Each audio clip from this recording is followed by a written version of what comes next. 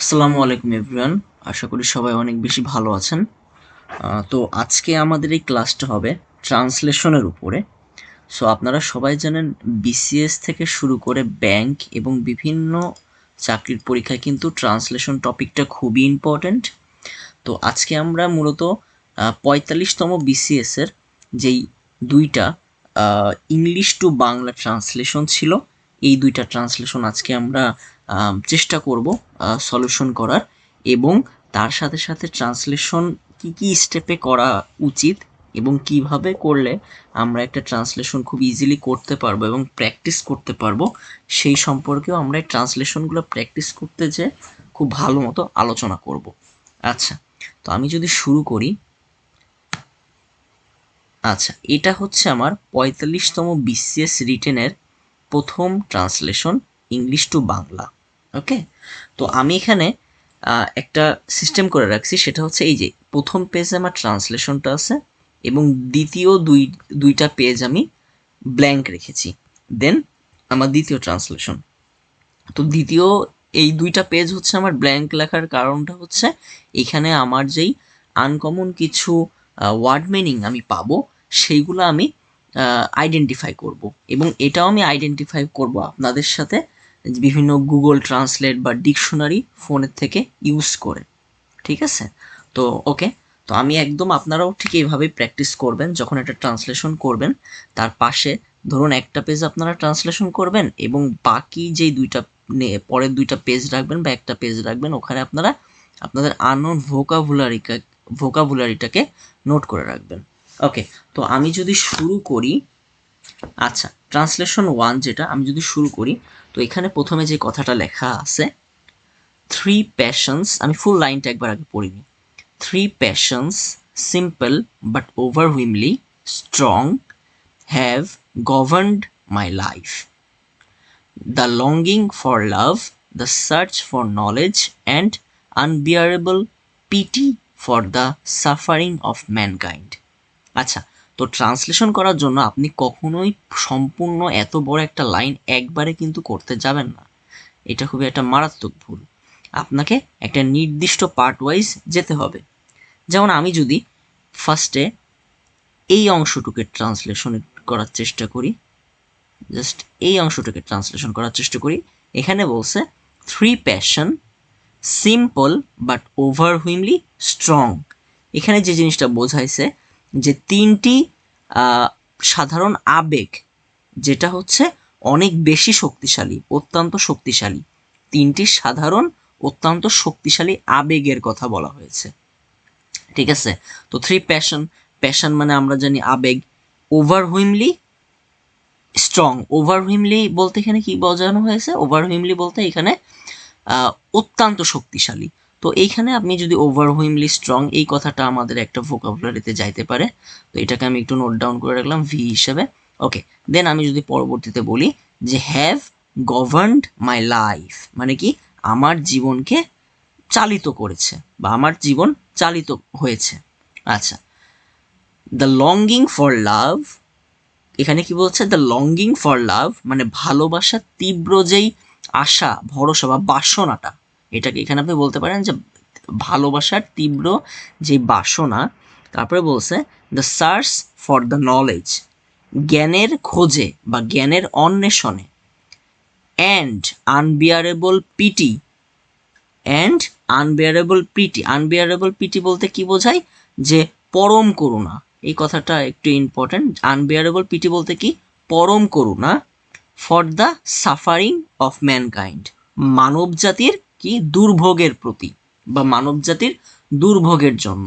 আচ্ছা, তাহলে এই যে প্রথম, আমি যদি এবার লাইনটাকে আমি সম্পূর্ণ সাজাই, জিনিসটা খুব একটু এলোমেলো লাগতেছে, তো আমি যদি লাইনটাকে এবার সাজাই, যেখানে আমার তিনটা শক্তিশালী প্যাশনের কথা বলছে, তো এখানে যেটা আমার জীবনকে চালিত করতেছে, তো এখানে কথা আছে এরকম যে একটা হচ্ছে আমার ভালোবাসার তীব্র যে বাসনা, একটা আছে আমার হচ্ছে জ্ঞানের অন্বেষণ, এবং একটা আছে হচ্ছে আমার পরম করুণার যে কথাটা বলা হয়েছে, যেটা মানুষের দুর্ভোগের বিষয়ে আজকে কাজ করে। তো এখানে যে আমি এই সেন্টেন্সটা সাজাই, এমন হতে পারে যে সাধারণত তিনটি শক্তিশালী বাসনা বা তার সাধারণ তিনটি শক্তিশালী আবেগ ভালোবাসার আকাঙ্ক্ষা, জ্ঞান অন্বেষণ কিংবা মানবজাতির দুর্ভোগের প্রতি যে পরম করুণা যা আমার জীবনকে চালিত করে।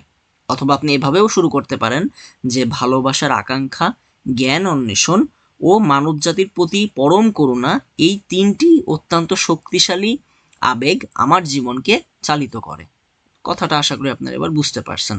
তো আমি এবার পরের লাইনটা যদি পড়ি যে দিস প্যাশন, এই আবেগসমূহ like great winds, like great winds মানে কি ঝোড়ো হাওয়ার মতো, ঝোড়ো হাওয়ার মতো, have blown me hither and thither. এখানে জিনিসটা বলা হয়েছে have blown me hither and thither, মানে হিদার অ্যান্ড দিদার বলতে কি, হিদার অ্যান্ড দিদার বলতে অনেকটা এলোমেলো, বা যেটাকে আমরা বাংলায় বলি যে কি যত্রতত্র, যত্রতত্র ভাবে, ঠিক আছে। যে কি বলছে have blown me hither and তিদার, মানে এটা অনেকটা এক কথায় প্রকাশ টাইপের একটা জিনিস আছে ইডিয়মস অ্যান্ড ফ্রেজে, যে আমাকে বয়ে নিয়ে গেছে হত্র যত্র, যত্রতত্র। ওকে, আচ্ছা তারপরে কি বলছে in way, in a wayward course, in a wayward course মানে এটা হচ্ছে ওয়েওয়ার্ড কোর্স বলতে খারাপ পথে বা বেপথে যাওয়ার কথা বলা হয়েছে। আচ্ছা দেন যে কথাটা বলছে over a deep ocean anguish, over a deep ocean anguish, anguish বলতে যন্ত্রণা, তাহলে বোঝাচ্ছে যে over a deep ocean of anguish মানে যন্ত্রণার সমুদ্রের মধ্যে দিয়ে, reaching to the very verse of despair, reaching to the very verse of despair, এখানে যে কথাটা বলছে যে নিয়ে গেছে হতাশার দ্বার প্রান্তে, ভেরি ভার্জ মানে একদম দ্বার প্রান্ত, ভার্জ বলতে একদম দ্বার প্রান্তে, কোথাকার দ্বার প্রান্তে, ডেসপায়ার হতাশার দ্বার প্রান্তে। ওকে, আচ্ছা আমরা যদি পরের লাইনটা পড়ি এবার, আই হ্যাভ সোট অফ লাভ, আই হ্যাভ সোট অফ লাভ মানে আমি ভালোবাসার সন্ধান করেছি, আমি ভালোবাসার সন্ধান করেছি, সোট সন্ধান করা। আচ্ছা because it brings it's a, it brings it's a, তাহলে এখানে কি বোঝাচ্ছে যে কেননা তা পরম সুখ বয়ে আনে, বিকজ কারণ তা কি বয়ে আনে, ব্রিংস কি বয়ে আনে, পরম সুখ বয়ে আনে, it's a though great that I would often have sacrificed all the rest of life for a few hours of the জয়।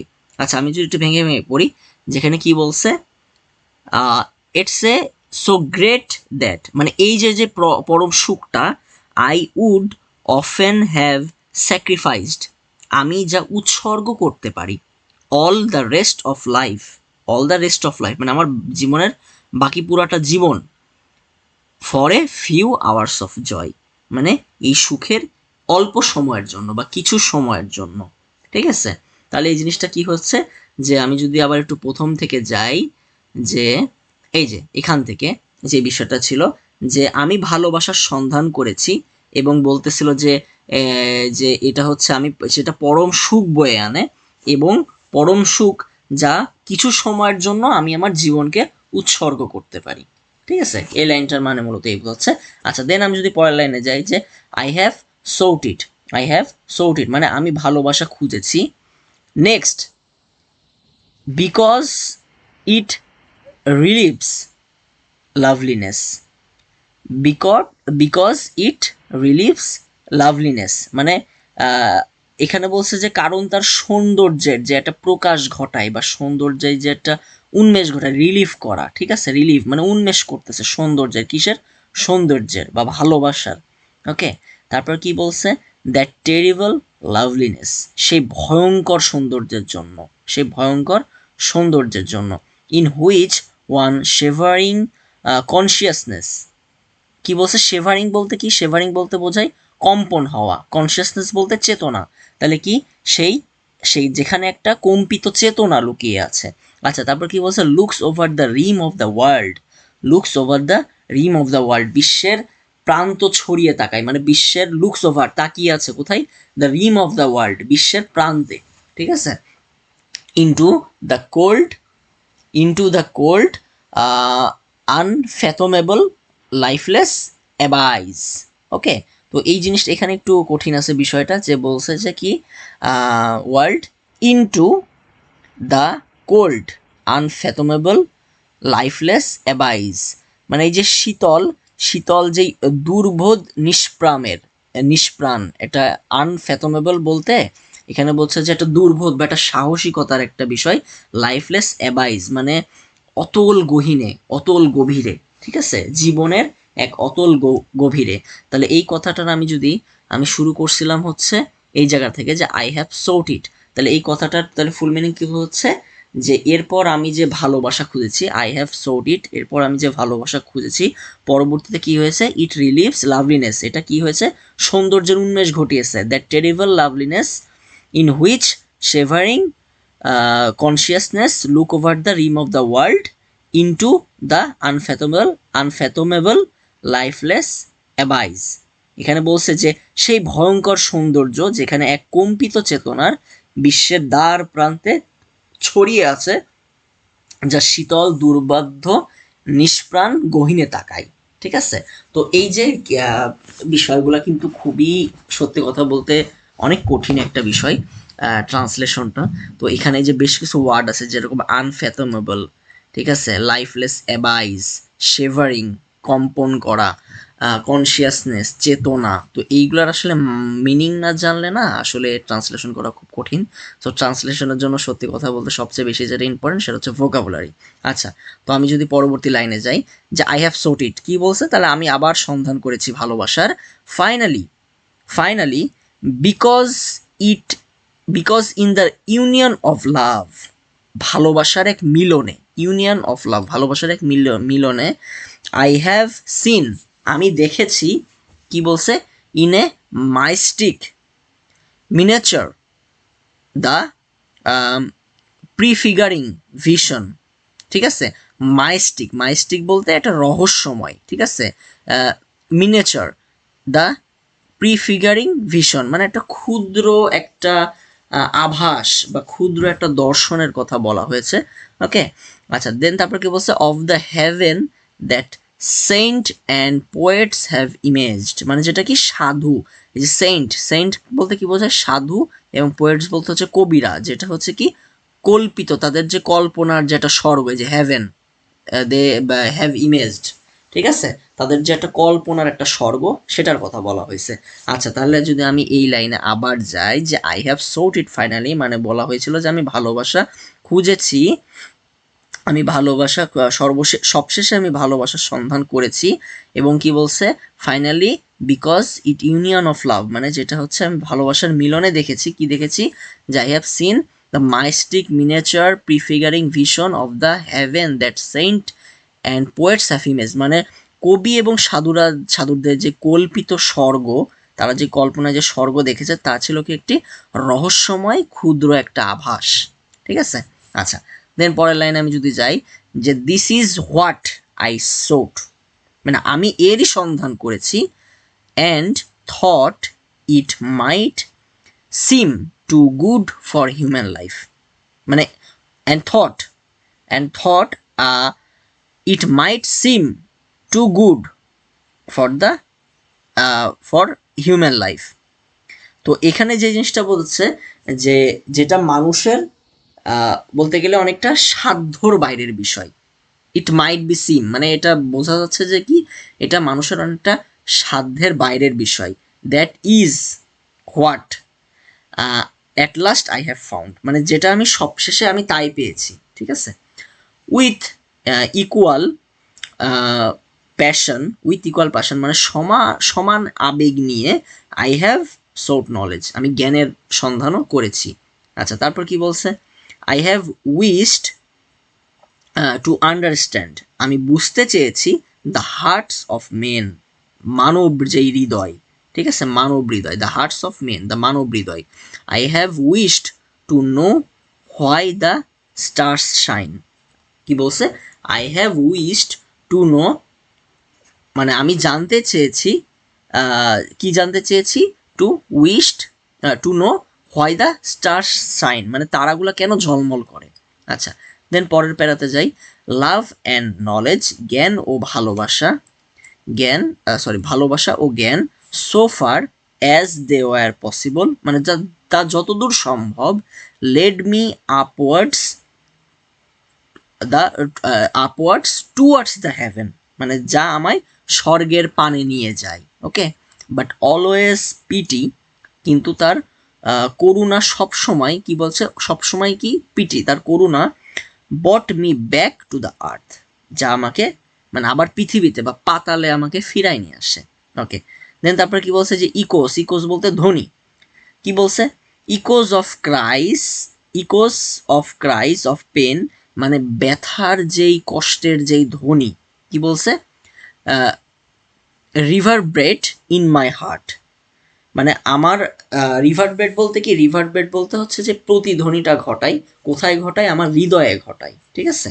তারপরে কি বলছে চিলড্রেন ইন ফেমাইন, ফেমাইন বলতে, চিলড্রেন ইন ফেমাইন বলতে এখানে বলতে হচ্ছে যে অনাহারী যে শিশুরা, ভিকটিমস টর্চার্ড বাই অপ্রেসার্স, মানে অত্যাচারীদের নির্যাতনে যেই শিকারী যেই শিশুরা বা যারা মজলুমেরা, helpless old people a hated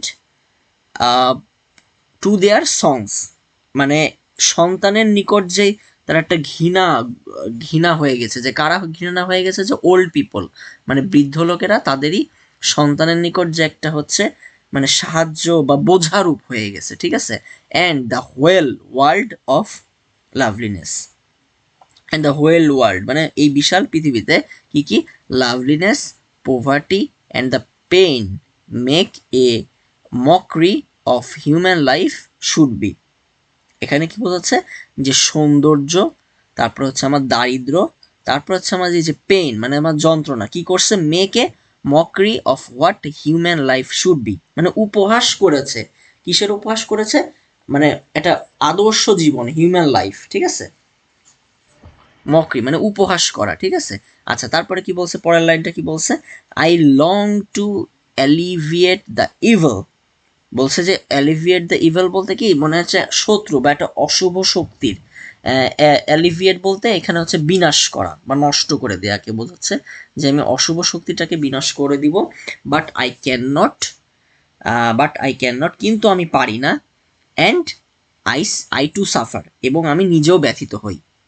তারপর লাইনটা কি বলছে যে this has been my life, এই হলো আমার জীবন, I have found it worth living, মানে আমার বেঁচে থাকার আমি সার্থকতা খুঁজে পেয়েছি, and would gladly live it again, আবারও আনন্দের সাথে বেঁচে থাকবো, if the chance were offer to me, যদি আমাকে সুযোগ দেওয়া হয়।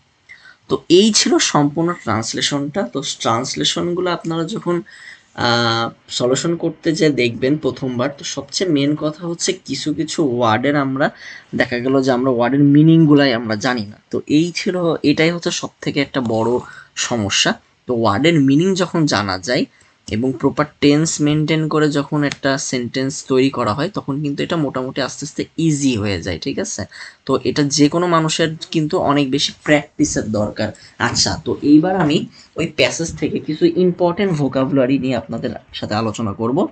তো প্রথম যে ভোকাবুলারিটা নিয়ে আমি আলোচনা করব সেটা আমি বলতে পারি, প্রথম যেটা ছিল সেটা হচ্ছে, এটা একটু কমন, যেটা হচ্ছে প্যাশন। প্যাশন প্যাশন মানে হচ্ছে আবেগ। ওকে, দেন আমি যেটা বলতে পারি সেটা আমার ছিল হচ্ছে overwhelmingly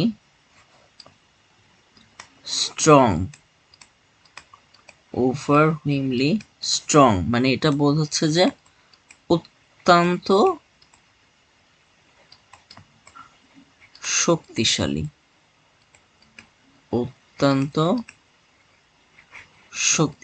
ওকে। আচ্ছা, পরের যে জিনিসটা আমার আছে, আমি যদি প্যাসেজ থেকে দেখি, এখান থেকে আমি যে লঙ্গিং অফ লাভ বলে একটা কথা আছে, তো আমি এখান থেকে নিতে পারি হচ্ছে লঙ্গিং। আচ্ছা, লঙ্গিংটা বলতে বোঝায় হচ্ছে যে তীব্র বাসনা। ওকে। দেন আমার যেটা ছিল যে আমি এখান থেকে আর একটা নিতে পারি, সেটা হচ্ছে যে আনবিয়ারেবল পিটি। হ্যাঁ, আনবিয়ারেবল পিটি। ওকে, আমি যদি লিখি আনবিয়ারেবল পিটি,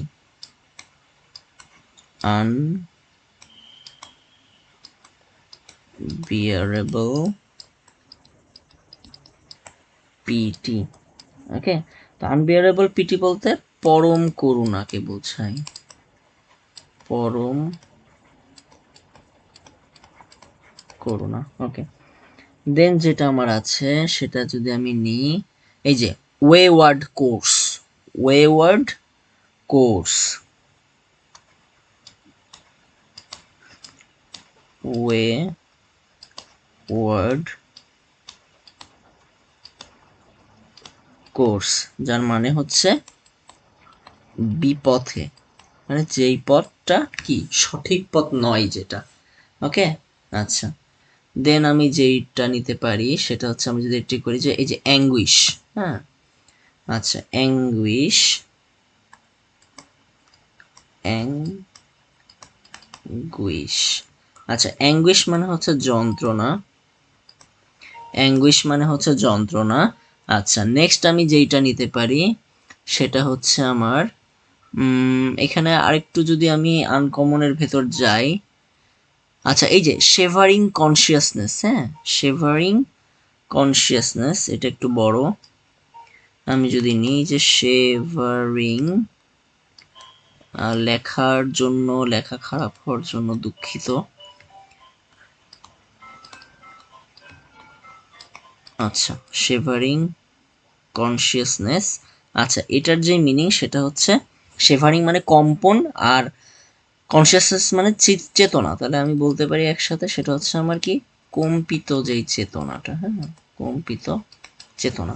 ওকে, দেন আমার আর একটা আছে সেটা হচ্ছে যে আনফ্যাথোমেবল, আনফ্যাথোমেবল, আনফ্যাথোমেবল, আনফ্যাথোমেবল বলতে গভীর, বা যেটা বোঝাচ্ছে হচ্ছে অতল। হ্যাঁ, অতল। ওকে, দেন আমি যেটা নিতে পারি সেটা হচ্ছে এই যে মাইস্টিক, তারপর হচ্ছে আমার এই যে মিনিচার, ঠিক আছে, আরটা হচ্ছে আমার এই যে প্রিফিগারিং, ঠিক আছে, প্রিফিগারিং ভিশন যেটা আর কি, এই তিনটা আমি নিতে পারি। তাহলে আমি যদি লিখি যে মাইস্টিক, যেটার মানে হচ্ছে রহস্য। আচ্ছা, দেন আমার যেটা ছিল সেটা হচ্ছে মিনিয়েচার। আচ্ছা, আপনারা কিন্তু এগুলো অবশ্যই খাতায় নোট করে নেবেন, এবং আপনারা যদি একটা ট্রান্সলেশনের বই নিয়ে বসেন এবং এই সলিউশনটা দেখেন তাহলে আপনাদের কাছে এটা আরো অনেক সহজ হবে। আচ্ছা, দেন পরেরটা আমার ছিল সেটা হচ্ছে আমার প্রিফিগারিং বা প্রিফিগার। প্রিফিগার বলতে এখানে বোঝাচ্ছে হচ্ছে অনেকটা কল্পনা, কল্পনার বিষয়টা বোঝায়, ঠিক আছে, কল্পনা বা আগে কোনো কিছু কল্পনা করা। প্রি বলতে হচ্ছে আগে, তো এখানে আমি বলতে পারি যে আগে কল্পনা, আগের কল্পনা। হ্যাঁ, আগের কল্পনা। ওকে, দেন আমি যেটা নিব, আমার এই পর্যন্ত হয়েছে। আচ্ছা, এখানে যদি আমি আরেকটু আনকমন কোনো একটা ওয়ার্ডের দিকে যাই, মোটামুটি আনকমন একটা ওয়ার্ড যদি আমি খুঁজে বের করি, আচ্ছা, এই যে এটা বেশ আনকমন ওয়ার্ড, যেটা হচ্ছে রেভারব্রেট। আচ্ছা, এটা একটু প্রোনাউন্সিয়েশনের ঝামেলা, আমার যদি উচ্চারণের কোনো ভুল থাকে আপনারা অবশ্যই এটা ঠিক করে দেবেন।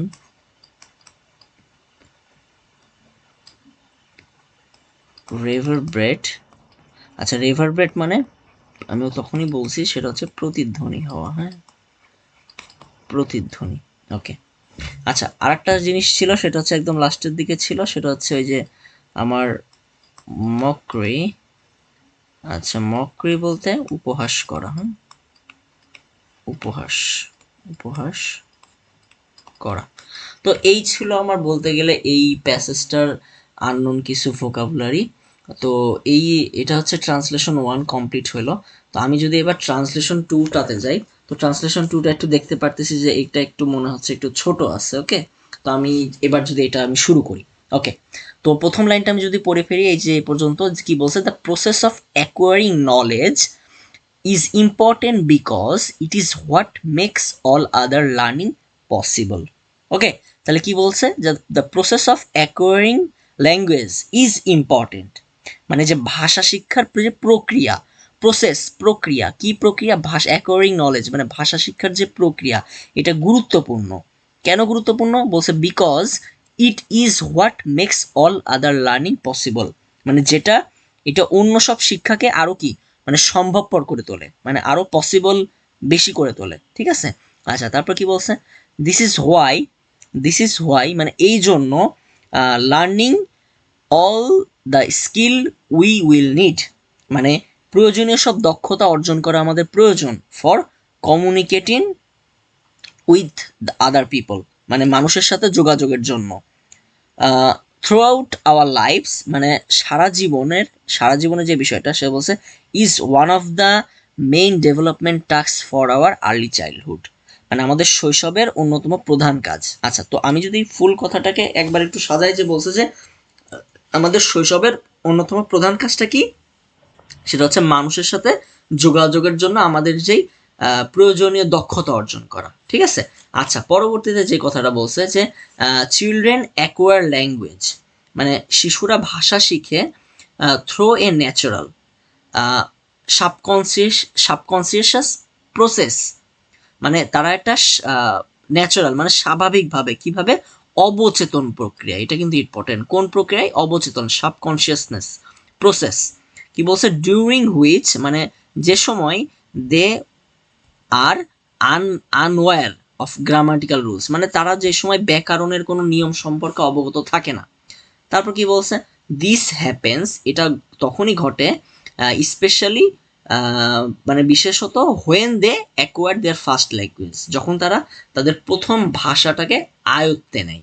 আচ্ছা তারপর কি বলছে, তারপর বলছে যে দে রিপিট মানে তারা আবার পুনরাবৃত্তি করে, কি পুনরাবৃত্তি করে what they said to them, মানে তারা এখানে বলছে যে তারা what they said to them মানে তাদের যে পিতা মাতা বা সবাই যেগুলো আবার বলে সেগুলো তারা আবার পুনরাবৃত্তি করে। কি বলছে and get a feel for মানে তারা কি অনুভব করে, এবার বলছে for what is and what is not correct, মানে কোনটা সঠিক আর কোনটা ভুল এই জিনিসটা তারা কি করে মানে একটা অনুভবে নিয়ে আসে। ওকে তারপর কি বলছে লাস্ট বলছে যে in order to acquire language মানে ভাষা আয়ত্ত করার জন্য they need a source of natural communication, মানে তাদের একটা কি দরকার, যোগাযোগের জন্য একটা স্বাভাবিক উৎসাহের প্রয়োজন, which is usually the mother, the father or the care givers, মানে এগুলা কাদের পক্ষ থেকে আসে, সাধারণত বাবা মা এবং যারা মূলত লালন পালন করে থাকে তাদের হয়ে আসে। তো এইখানে আমার মনে হচ্ছে এই প্যাসেজটা লাস্ট প্যাসেজ থেকে অনেক বেশি ইজি, ঠিক আছে, এবং এখানে আমার মনে হয় যে আননোন ওয়ার্ডসটাও অনেক বেশি কম। তো এখানে আমি যেই জিনিসটা কিছু দেখলাম আমি যদি একটু আলোচনা করি সেটা হচ্ছে একটা ছিল যে আমার অ্যাকোয়ার ল্যাঙ্গুয়েজ এটা মানে বলতে হচ্ছে যে আমার যে ভাষা শিক্ষা সেটাকে বোঝাচ্ছে, মানে দরকারের যে ভাষা শিক্ষা মানে দরকারি ভাষা শিক্ষা। আচ্ছা দেন একটা ছিল হচ্ছে আমার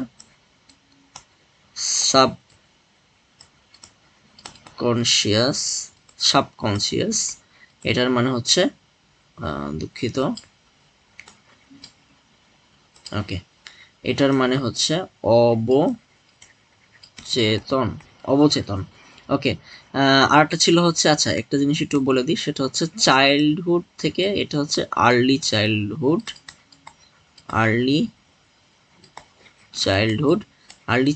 বলতে কিন্তু বোঝায় হচ্ছে শৈশব, হ্যাঁ শৈশব।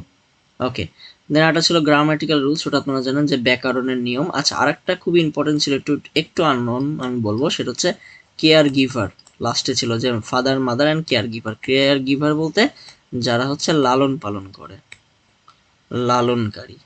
পালনকারী, ঠিক আছে, বা লালনকারী। ওকে এখানে আবার লালনকারী বললে আপনারা হয়তো ভাববেন যে লালনের কোনো কিছু, তো আমি এখানে একটু ক্লিয়ার করে বলি সেটা হচ্ছে এটা হচ্ছে লালন পালনকারী। ওকে মানে যে আমাদের লালন পালন করে তাদেরকে বলা হয় কেয়ার গিভার। তো এই ছিল আমার দুটা ইংলিশ টু বাংলা ট্রান্সলেশন, যেটা হচ্ছে গত 45তম বিসিএস এ আসছে। তো একটা কথা কি ট্রান্সলেশন জিনিসটা হচ্ছে সম্পূর্ণ নিজের প্র্যাকটিসের একটা বিষয়। তো এই যে প্রথম যেই প্যাসেজটা ছিল, এটাতে কিন্তু সত্যি কথা বলতে অনেক বেশি আননোন ওয়ার্ডস। তো আননোন ওয়ার্ডসগুলো যদি একটু হলেও জানা যায়, তাহলে সেন্টেন্সটাকে কিন্তু যেভাবেই হোক আপনি সাজিয়ে লিখে আসতে পারবেন। তো মেন কথা হচ্ছে আননোন ওয়ার্ডস জানার একটাই সেটা হচ্ছে ভোকাবুলারিটাকে সঠিক করা, এবং ভোকাবুলারির সাথে সাথে তার সিনোনিম অ্যান্টোনিমগুলোকে সঠিক করা। যেরকম এই যে ওভারহুইমলি, স্ট্রং, এখানে কিন্তু আপনি অত্যন্ত শক্তিশালীর জন্য আরও অনেক ওয়ার্ড ইউজ করতে পারতেন, তাই না?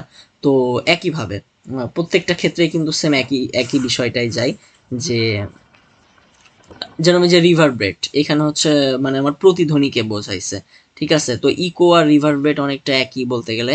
তো এই যে মক করা বা এখানে হচ্ছে ফান করা, তো এগুলো কিন্তু হচ্ছে এক একটা সিনোনিম অ্যান্টোনিম বিষয়গুলো আমাদের জানতে হবে, তাহলে কিন্তু এই ট্রান্সলেশনটা কিন্তু অনেক বেশি সহজ হবে। তো একটা ছিল কঠিন, একটা ছিল সহজ। আশা করি আপনাদের ক্লাসটা আমি কিছুটা হলেও বোঝাতে সক্ষম হয়েছি। ধন্যবাদ। পরবর্তী ক্লাসের জন্য দেখার জন্য আমন্ত্রণ রইল।